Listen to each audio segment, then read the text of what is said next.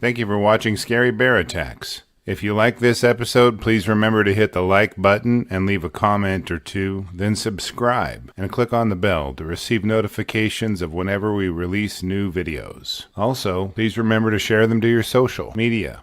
Welcome back to Scary Bear Attacks. Today's episode takes us to the western seaboard of the coast of British Columbia, Canada. A remote timber operation in the rugged and forested hillside near a place called Drainy Inlet off of the River Inlet area is our destination. The west coast of Canada is the largest temperate rainforest in the world and is only one of 7 around the planet. This designation means that the area receives more than 55 inches of rainfall each year, providing an abundance of plant life that directly or indirectly supports an abundance of animal life. The forest canopy consists of towering pine, fir, cedar, and spruce trees that cast a protective shade over the rhododendron, maple, and dogwood trees in the lower canopy. Berry bushes include salmonberries and blackberries, plus a few more. In this wet and mild environment, mosses, mushrooms, and other fungi thrive while consuming the dead plant mass that gathers on the forest floors. Common animals in this area include Roosevelt elk, moose, and black-tailed deer. To keep these forest plant browsers' populations in check, the predators of the area include cougars, wolves, black bears, and grizzly bears. The month of March is a transitional time for the grizzlies of this area. Any snow that may have accumulated is melting off, which allows the nutritious sedge grass and other plants to grow.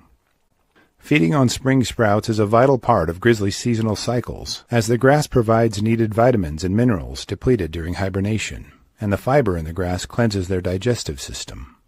It is also the time when protective sows bring their little cubs out to learn the life skills she will instill in them over the next few years.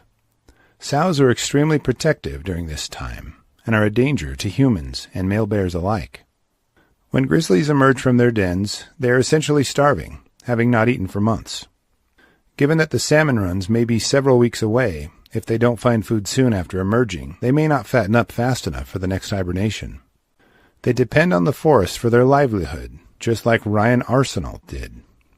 He was a forest engineer with Capacity Forest Management for the past 8 years.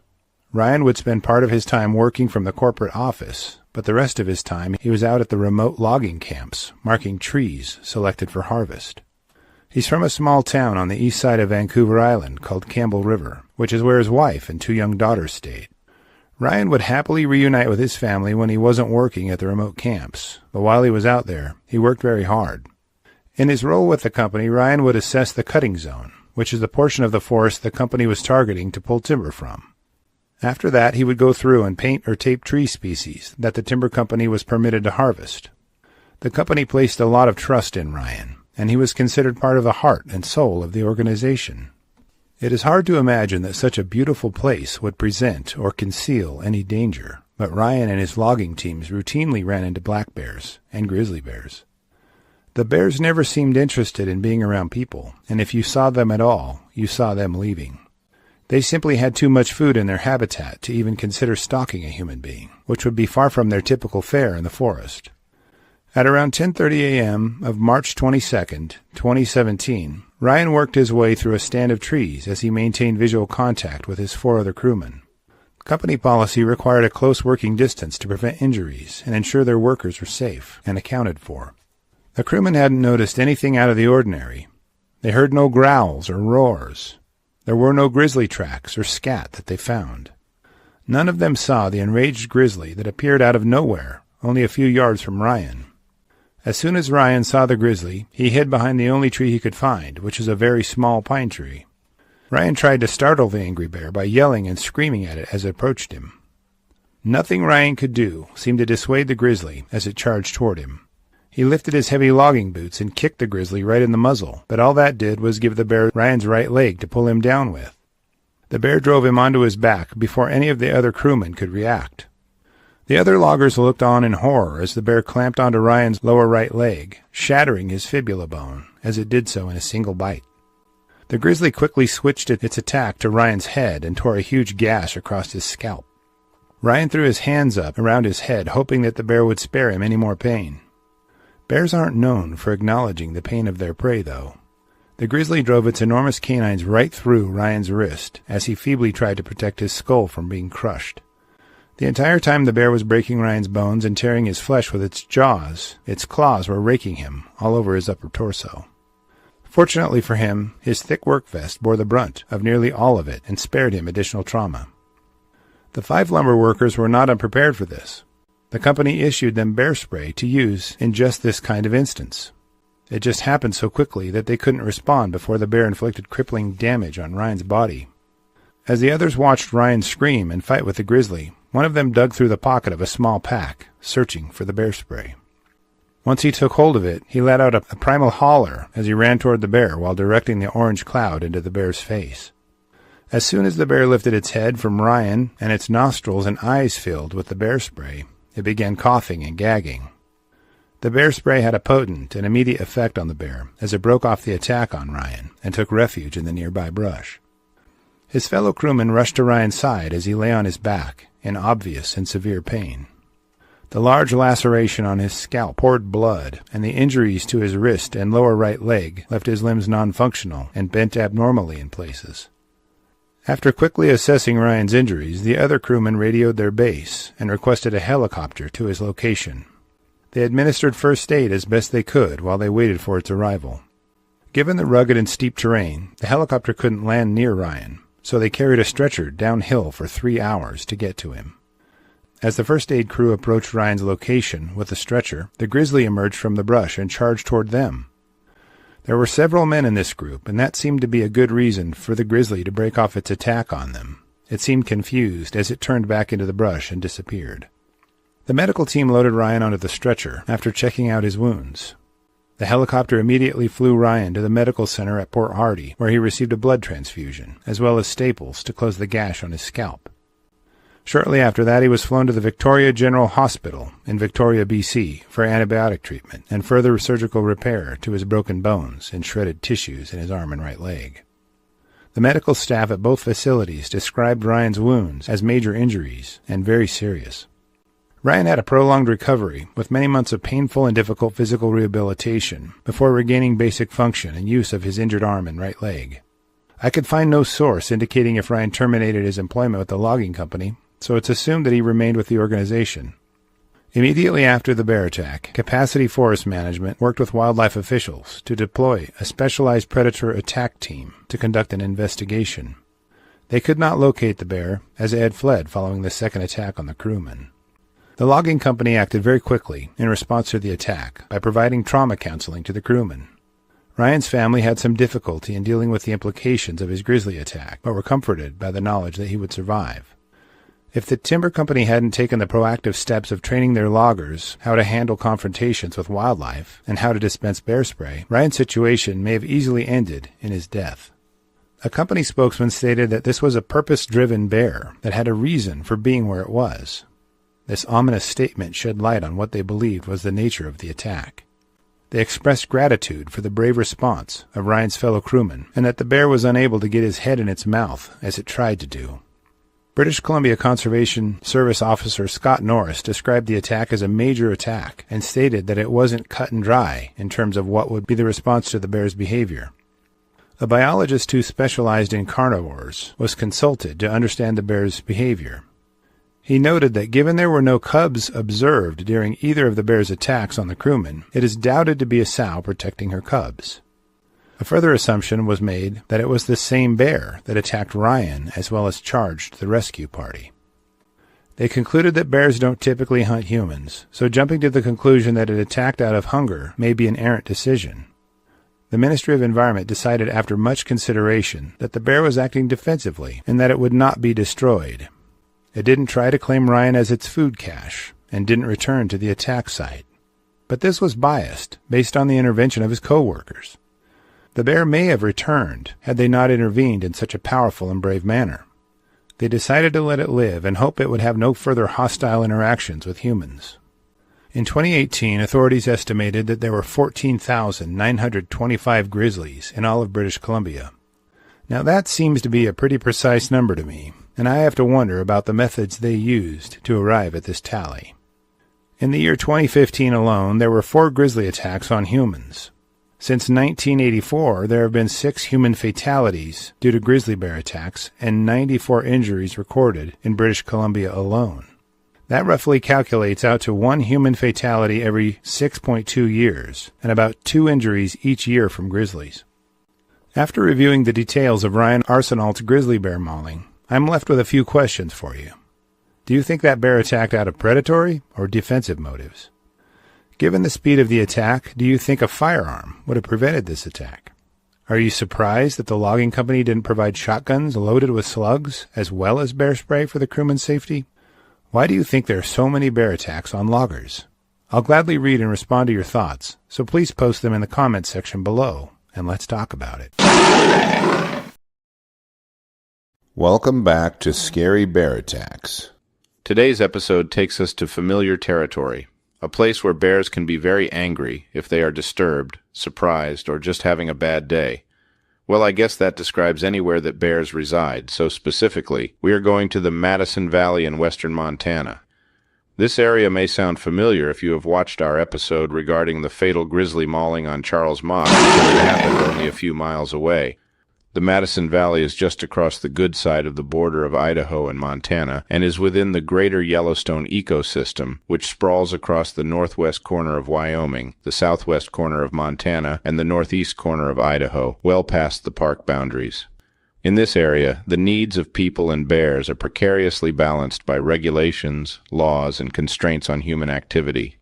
You might even say that only the foolhardy would adventure into grizzly country here, even if they are well prepared. The Madison Valley stretches north from the park toward a small farming town called Ennis. In the broad valley, the land is flat and covered with grasses and sagebrush that antelope and coyotes dash across. As the valley inclines to peaks that reach around 10,000 feet in elevation, stands of fir, pine, aspen, and spruce cover the ground in a green blanket that hides mule deer, white-tailed deer, elk, and moose. The predators of this area include cougars, wolves, black bears, and grizzly bears.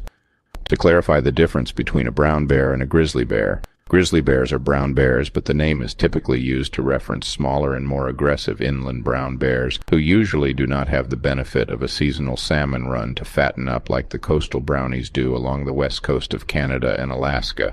Their life is more demanding, given they have to compete over the same food sources as black bears, and even some that wolves and cougars eat. With 4 large apex predators in this area, it is no wonder that sow grizzlies defend the lives of their cubs with such ferocity and power. In the early morning twilight of October 1st, 2016, 50-year-old Todd Orr was planning on using a day off from work to go scouting for elk hunting season. Todd is a fit and tough trail engineer. Whenever a park system or national forest wants to install a new trail route, they call Todd, and he examines the topography and destinations of the proposed trail and designs routes that provide the best views and connect to the existing trails. He was raised in Bozeman, and like so many other people from the area, loved it so much he never left. Todd has found one of those jobs that aren't work because he gets to do what he loves, which is being outdoors.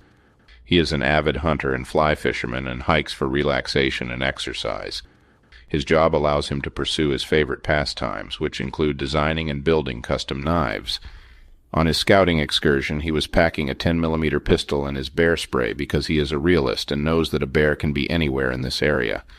His handgun is stashed in a chest holster, and his bear spray is holstered on his right hip for easy and quick access. He is also very well versed in reading a bear's body language and behavior to ascertain what their state of mind might be. As a precaution to avoid running into a moose or a bear, Todd yelled out, "Hey, bear!" every few minutes as he climbed the trail into the high country to make sure any nearby animals know he is there. About 3 miles up the trail, Todd entered a small clearing and noticed on the other side, about 80 yards away, a large grizzly bear, as well as her 2 little cubs. The cubs were born in the past winter and were probably about 9 months old by now, weighing around 20 to 25 pounds. As soon as the sow and cubs saw Todd, they immediately headed in the opposite direction, giving him a false sense of security at the thought of their apparent retreat from a human presence. Little did Todd know the sow had headed her cubs up the hill a bit and ordered them up a tree. Then she circled back toward him. As Todd patiently waited to see where the bears had gone, she bore down on him and closed the distance with stunning speed. As Todd continued up the trail, he briefly looked at the ground as he stepped and suddenly heard a noise above him on the hill. He quickly glanced up and saw the 400-pound furious sow grizzly focused on him, eyes burning with rage. She was hell-bent on taking out what she perceived as a threat to her cubs, and nothing could change her mind. Just to understand a protective mama bear's perspective a bit, let's take a second to discuss why they react the way they do to perceived threats. In the bear world, the greatest threat to those tiny cute bear cubs is a big old grumpy boar who is driven by, let's say, biological urges. Somehow boars know that if they kill a sow's cubs, she will be brought back into heat, or a state of biological readiness to mate. The boar will get to feed off of the cubs and sometime later get the chance of breeding her. Female bears know this and react to any threat to their cubs, real or imagined, with a near-nuclear display of power and aggression. A sow grizzly has even been filmed sprinting a quarter-mile down a steep incline to climb a tree to attack and kill a boar black bear after smelling his scent on the breeze. They do not know mercy or tolerance when it comes to anything that can harm their cubs. Todd began to shout at the sow as soon as he saw her charging toward him.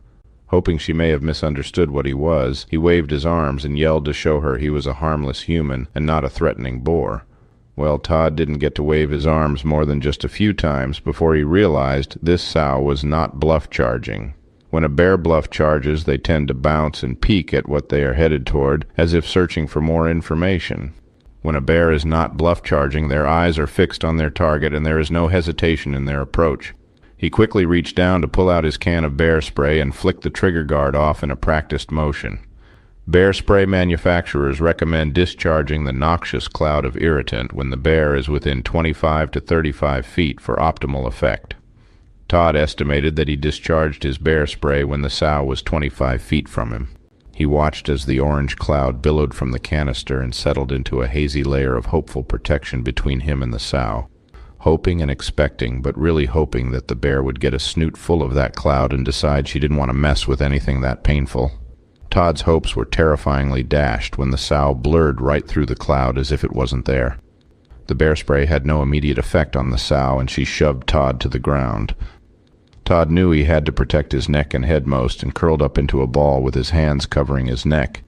With his face in the dirt, the bear rapidly and repeatedly bit his left arm several times and bit his back a few times as well. She, fortunately, took out some of her frustration on his backpack, which prevented even more damage to Todd's vulnerable body. The sow bit into Todd to try to elicit a reaction and waited a few seconds, then bit again in another location on his body. She did this several times over a few minutes before she started coughing in response to the bear spray emitted earlier. She broke off the attack and coughed her way back up the hill and toward her cubs. Now relieved by the departure of the sow and bewildered at how he was still alive, Todd slowly made it back to his feet. His eyes and legs worked fine, even though his arm and shoulder were severely and repeatedly bitten. He knew he had to get off that hill and back to his truck to get to medical help soon, and started jogging back down the trail. After he covered a couple 100 yards, Todd decided he had better check out his injuries. He could see blood seeping from several puncture wounds on his arms and shoulder, but knew these were not life-threatening. He thanked God out loud that they weren't worse as he briskly hiked. The most important thing to him right now was not to bandage his wounds, but to get as far away as he could from that angry sow as quickly as possible. Several minutes down the trail, Todd heard another noise behind him and saw a blur out of the corner of his left eye. About 30 feet from him, the sow had returned and was now charging him again at full speed. The feeling of elation at getting off so easy on the first attack drained from his body as he had no bear spray this time, and the sow was not slowing down as she approached him. Todd again assumed the position he had used earlier to protect his neck and head. He flopped face first into the ground and wrapped his arms around his neck and head in anticipation of the follow-up attack. As she approached him, the sow used his shoulders as a stopping pad as she placed both her paws on them, crushing him into the ground. Her teeth again pierced the flesh of his arms and shoulders with bites Todd described as being hit by a sledgehammer with teeth. As she drove her canines through his forearm, Todd heard his bones pop from the bite pressure.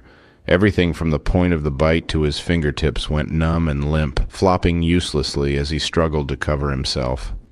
As the pain from the bite to his forearm shot through his body, Todd let out a gasp and twitched in response. This was the proof of life the sow needed to re-energize her attack on him. She quickly bit him hard, several times all over his shoulders and upper back. Todd fought the instinct to react to the pain. Each time he gasped or twitched in reaction to the bites, the sow would follow up with several more bites. He tried to lay still as she began to chew on his head, now that his arm was limp and not protecting it. On about her third bite to Todd's head, he felt a flood of warm blood pour over his face. She had opened up a deep gash about 5 inches long just above his ear and partially displaced a small patch of his scalp. The pictures of this wound are gory, to say the least, and would not pass YouTube scrutiny, so I have posted them on my Patreon, which is linked below, along with other pictures from Todd's attack. They are fairly gut-wrenching, so view them at your own risk. They do show you just how thick the scalp tissues are on a human being, which is quite interesting, but definitely not for young people to see. After feeling such a flood of blood flow into his eyes and down his face, Todd was certain the sow was going to finish him off this time. He helplessly awaited a crushing bite to his skull as he resigned to the fact the sow grizzly was going to kill him. Apparently, tearing a man limb from limb can be exhausting, even for an enormous apex predator. The sow suddenly stopped after nearly scalping Todd and pressed her full weight onto his back, crushing the air from his lungs.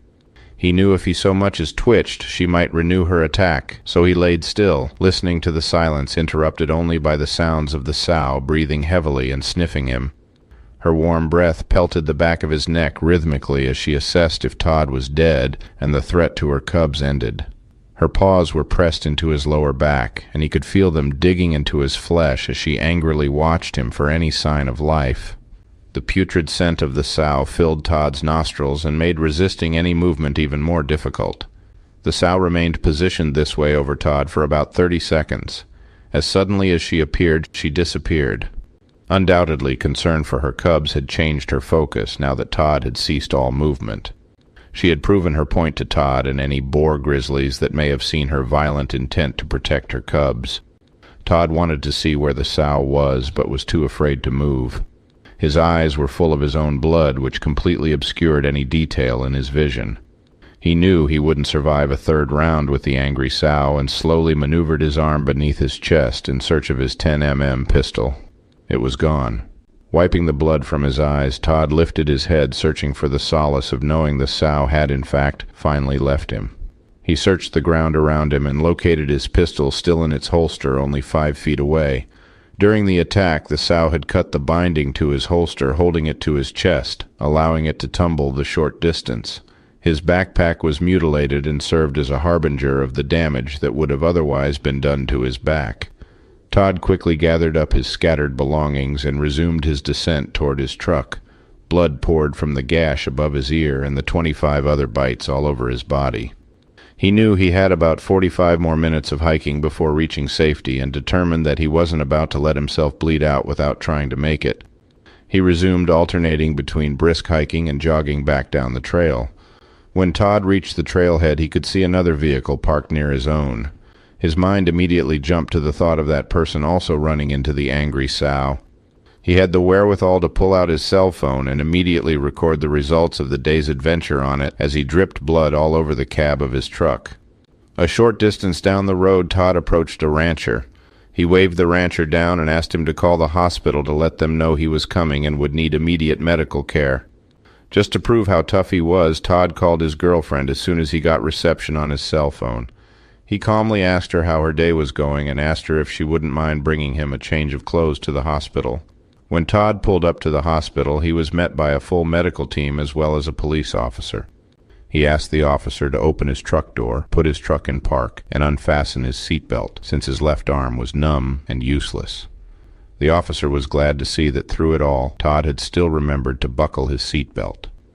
Todd was rushed inside, and an assessment was underway to get a good measure of the damage the sow had done to his body. His limp left wrist was x-rayed, and it was noted that the bear had chipped his ulna when biting into it, causing the nerves that controlled his wrist and hand to stop working. It took the medical team 8 hours to stitch up all of Todd's wounds where his flesh was punctured and torn by the bear's powerful jaws. By morning time, Todd's bruises were a dark palette of green, purple, and blue and covered his entire upper arm, shoulders, and parts of his back. Many of the bruises were due to bites that didn't quite puncture or tear his skin, but nonetheless ruptured blood vessels underneath.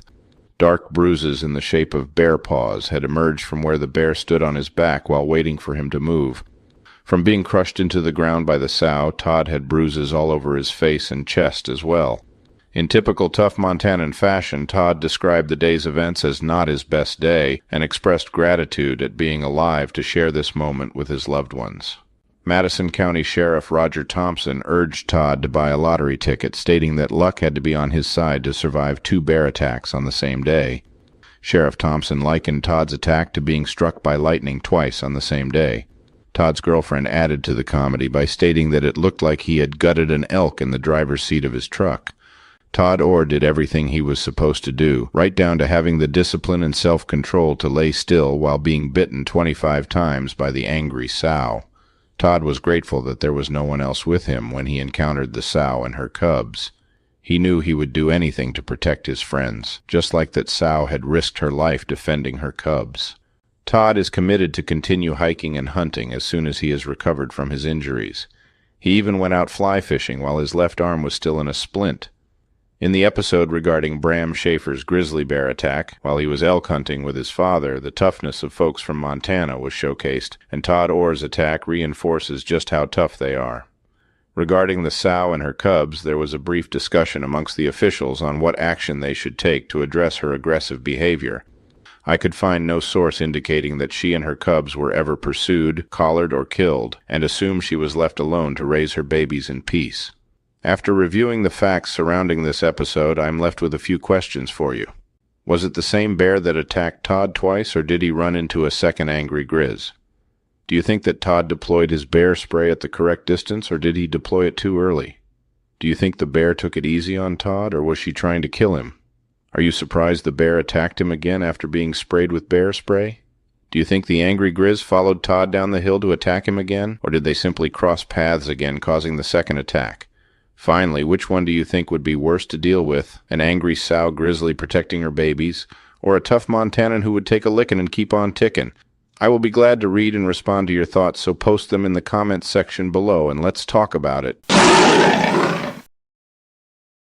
Welcome back to Scary Bear Attacks. Today's episode takes us to the beautiful and rugged mountains of West Virginia, to a ridge called Cheat Mountain. This mountain is one of the highest ridges in the Monongahela National Forest, reaching heights of around 4,800 feet. It is covered with forests of spruce trees and various hardwoods. A century ago, all but a few hundred acres of West Virginia was logged, leaving very little old-growth forest. But what is there is near the Cheat River. The out-of-control logging created patches of what are called second and third growth forests. If you recall, in previous videos on our channel, we have talked about forest succession, which starts when the land is cleared through fire, landslide, or logging. The first plants that return are grasses and small bushes, and is considered the first growth. This stage is followed by larger bushes and small trees, which is considered the second growth. It is frequently low visibility and extremely difficult to get through, with all of the smaller plants and trees intertwining in competition for resources. As the small trees turn into larger trees over decades, the resource demand and shade they create with their canopies shape the pockets of brush and the number of young trees in any given area. At this point in succession, the mature forest has returned and is the most navigable by humans of any other state of forest succession. The impact of such rapid and heavy logging activity devastated wildlife, and only recently is the area recovering. Much of the state would now be considered to be second and third growth forest. There are only a few species affected by the excessive logging activity still on the endangered species list, including the West Virginia flying squirrel and the Cheat Mountain salamander. Beyond the timber management issues, West Virginia is the only state in the U.S. that has a year-round bear pursuit season. That means that houndsmen can turn their dogs loose on a bear scent trail at any point in the year and chase them until they are treed. After that, they are required to regain control and possession of their hounds, allowing the bear to climb back down the tree and go back to being a bear. On August 2, 2007, half-brothers Phil Probst and Willie Starks rose at 5 a.m. They had been preparing to take their hounds out for a run on a bear scent trail, which was one of their favorite pastimes. They enjoyed it so much that they would take the hounds out a few times a week, some weeks. In West Virginia, bear take season is only a month long in the area where the brothers lived, and the bears here can be 600 pounds on rare occasions. The brothers had a pack of hounds that included a few different breeds. They had red-bone hounds, walkers, mountain curs, and black and tans in their hound pack, and had painstakingly built their pack over the past several years. The brothers had started their hound pack for hunting raccoons in their childhood, with their father initially. As they got older, they hunted raccoons together, then fell in with a group of houndsmen who pursued bears. They enjoyed the pursuit so much that they eventually gave up killing the bears and focused on the pursuit season only. Phil became so enamored with pursuing the bears that he stopped carrying a firearm with him and clearly didn't carry bear spray. He explained the logic behind this decision by stating that you don't have to kill anything if you get into a spot. You have to figure out a way to get your hounds controlled and removed without shooting and killing the bear. For some reason, that sounds like West Virginia logic, but is definitely beyond my comprehension. Phil and Willie loaded up 10 of their 12 hounds and made the drive up U.S. Highway 250 toward Cheat Mountain Summit.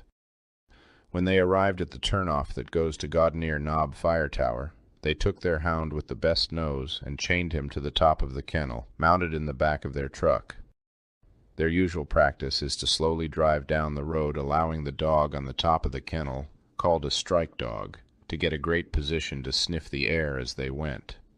They crept their way down the road and hadn't gone far before one of the hounds bayed out to tell the brothers it had picked up a bear's scent near the road. Phil and Willie got out and pulled 2 of the dogs from the kennel and let them work to find the trail. Once the 2 dogs had found the bear's scent trail, the brothers turned out the rest of the pack. The hunt was on. As Phil and Willie listened to the baying hounds racing through the brush, their ruckus told a story of the pursuit. They listened as the hounds crossed the hills and turned back toward the highway they had just left. Looking back down the road, they could see the bear streak across the same road they were on and up the hill in a large circular path as it fled the mayhem of the hounds behind it. The bear was a good-sized bear at what they guessed to be close to 250 pounds, but was no 600-pound giant. It should give the hounds a great chase. The size of the bear's head led the men to conclude that it was a male, which meant that it was probably going to run a long way before treeing. Male bears are bigger and tend to attack hounds more often than female bears do, and that isn't exactly the best scenario for houndsmen and their hounds. The brothers listened as the hounds continued to bay and could tell the bear had run right into a part of the ridge crowded with dense second-growth forest full of short trees and bushes that grow closely together, creating a hedgerow of tangled plant life. It is very difficult to see through and even more difficult to get through. The trees and bushes on the hillside were so thick and tangled that Phil had a hard time making progress toward his hounds. After much effort, he finally emerged into the spruce section of the forest. He could hear the hounds baying once again and was sure they were barking as if they had treed the bear. As Phil stepped out into a recent clear-cut, he could see 2 very large boulders towering over everything around them. He could see the bear standing on top of one of the boulders, having found temporary sanctuary from the hounds there. The bear was growling and snarling at the hounds from atop the boulder, but suddenly glanced up toward Phil. As soon as it saw him, it jumped off the boulder in his direction back into the thick brush. The brush completely obscured the exact location of the big bear, but the sounds of a fight between the bear and the hounds filled the air. The sounds were not good sounds. Phil could hear by the yelping and wailing of his hounds that the bear was trying to kill them as opposed to running away. He knew that an angry bear would kill several of his dogs in no time. As Phil got closer, he could see the hounds had pursued the bear into a funnel-shaped rock formation. He couldn't see the hounds or the bear, but read the terrain to discern what was happening. He could hear the hounds yelping and wailing and knew he had to pull them off so that the bear would leave before the hounds were killed. Phil quickly positioned himself in the opening of the funnel and approached from one side, hoping the bear would run out the other side. He could see the bear begin to move toward the opening on the far side of the funnel, and Phil dropped off a rock, pushing his way through to the brush toward his hounds. Phil bent over and stretched out his hand to take control of the first one of his hounds he found. As he glanced up, he could see the furious black bear with its mouth wide open running directly at him. The bear had doubled back, and probably in anger at the hounds, decided that the funnel rock formation that trapped him also trapped Phil and the hounds. Phil was still on all fours, trying to gain control of his hound, when the bear slammed into him and knocked him rolling onto his back. Phil could hear the bear growling and was terrified by the thought of being bitten by it. He raised his hands toward his face to fend off the bear's jaws and screamed as he kicked his legs at the bear in desperate self-defense. The angry bear quickly straddled him and began chewing on his hands as they were extended to push the bear away. Phil could feel the bear's teeth crunching through the flesh and bone of his hands, with bites occurring in rapid succession, causing pain to shoot through his body. Time seemed to slow down and lag, as is so common in these tense and terrifying situations. Imagine watching the bear's mouth open much slower than it is really happening and crunching through your hand, and you will understand what Phil was experiencing. Hearing Phil's screams, his hounds leapt from the boulders, landing on top of the bear, who was on top of Phil. This caused the bear to let go of Phil and flee the hounds, who followed in hot pursuit. Phil took the break in the attack to roll over to his stomach. He tried to push himself to his feet, but couldn't. His hands simply refused to work. He looked down at his right hand to see the flesh completely torn away and only connected to him by a thin flap of skin. His left hand wouldn't work at all, and he could see puncture marks from the bear's canines that penetrated completely through his palm. He knew the teeth must have cut some of the tendons, causing the loss of function. His hands now mutilated and non-functional, Phil reached for his two-way radio.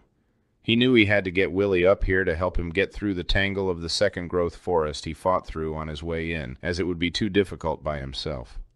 His hands were so mangled that he couldn't work the buttons and dials to get a hold of Willie. The only thing Phil could do was yell, and he did that for about 15 minutes. Willie piped up and pushed his way through the brush toward his brother. Willie pulled Phil's shirt off and wrapped it around his brother's mangled hands. The men agreed that Phil's injuries were serious but not life-threatening. Willie grabbed his brother's radio and reached out to their friend, Gary Arbogast. He agreed to pick Phil up and take him to the hospital while Willie rounded up the hounds. Phil's injuries were bandaged enough to allow him to push his way back through the tangled brush for a mile and a half back to Highway 250. His hands hurt so much that he couldn't even jog where he was able to. When he emerged from the forest and onto the highway, Arbogast was there waiting for him. They reached out to a police officer, who escorted them to the hospital at Elkins. With the officer's escort, the 40-mile distance was covered in 35 minutes. Once at the hospital, initial examinations of Phil's injuries revealed them to be much more serious than initially believed. After the medical team cleared the injuries and punctures in Phil's flesh from debris, they x-rayed his left wrist. The images revealed that the bones of his wrist and all of the bones composing the palm of his hand were broken. As Phil stood near the nurses, he felt something wet trickling down his right thigh. The nurses investigated to find a bite wound that he must have received while he was kicking at the bear. This wound alone took 12 stitches to close. Phil was laid on a gurney and wheeled into surgery to receive pins in his left wrist and his last 2 hand bones. While he was under anesthesia, the separated flesh of his right hand was sewn back on. The only repair they couldn't make to his right hand was to fix the nerve to his little finger, which was severed when the bear bit the flesh from the outside portion of his hand. It's likely that he will never again have the use of his little finger on his right hand. Phil Probst is undeterred by the confrontation he had with the big black bear. He couldn't even wait for 1 week after being discharged before he took his hounds back out and was chasing bears once again. He had a big bandage on his right hand and his left arm was still in a sling, but was happy to be doing what he loved so much. After some reflection on his altercation with the bear, Phil says the attack was his fault, citing the fact that he crawled into the brush very near to the bear without an easy escape. He placed himself in an unavoidably hostile and dangerous position. He admits that his dogs had wound the bear up so much that he felt he had to defend himself when he attacked Phil. Phil admits that by climbing into the funnel, he blocked the bear's only way to get out. The only regret he has about his bear attack is that the bear bit so doggone hard. He didn't have to do that part. In West Virginia, Phil Probst's black bear attack was the first recorded bear attack in state history. Given the aggravating circumstances surrounding this attack, I can hardly call it a bear attack. more like a human and dog attack on a bear who defended himself just enough to get away. After reviewing the details surrounding this episode, I am left with a few questions for you. Do you think West Virginia's year-round black bear pursuit season is why they have never had a bear attack? Do you think that a firearm would have changed the outcome of this attack? Would bear spray have prevented this attack? Can you believe Phil was out chasing bears with his hounds only a week after being discharged from the hospital? What impact do you think the widespread overlogging of West Virginia had on the wildlife? I will enjoy reading and responding to your thoughts, so please post them in the comments section below, and let's talk about it.